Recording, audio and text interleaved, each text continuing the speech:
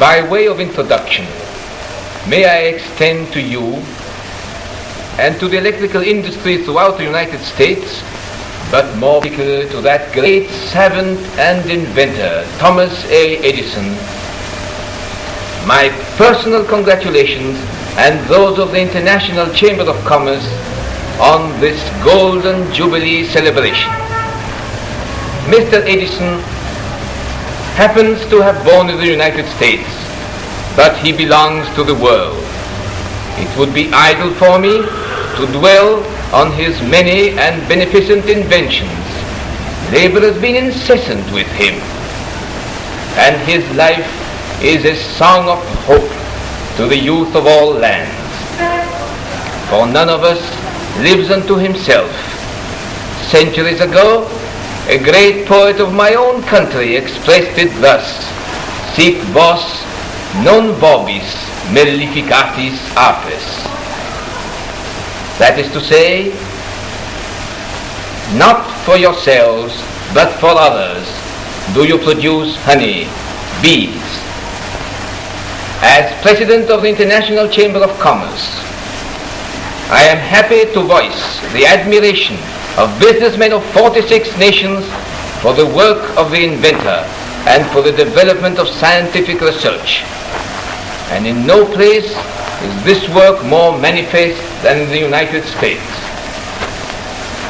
Your country is magnificent in its ideals, its citizenry, its power, its wealth, its possibilities. America is indeed a land of flowing milk and honey. And it possesses besides a very real and extraordinary vitality, giving to its work a freshness and a force which astonishes and at the same time commands the admiration of the world.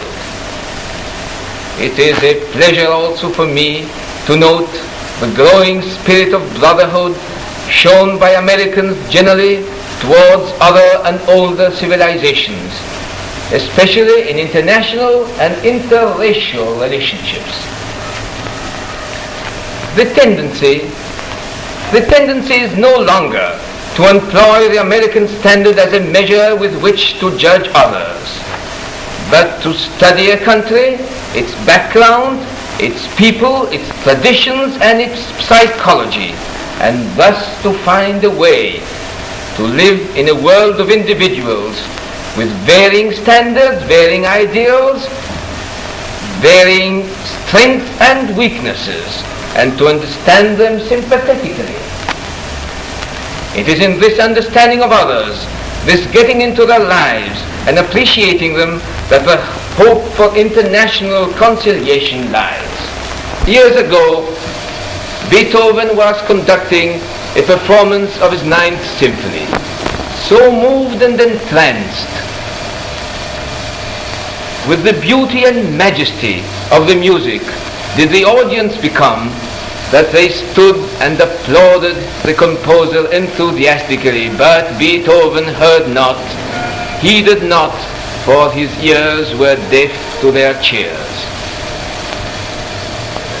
For years, Edison also has lived in that silence which Ibsen calls the home of the strong, and my hope and heart's desire is that if he cannot hear, he may at least sense how great is the gratitude of a world which this day salutes and cheers him as one of its worthiest inhabitants.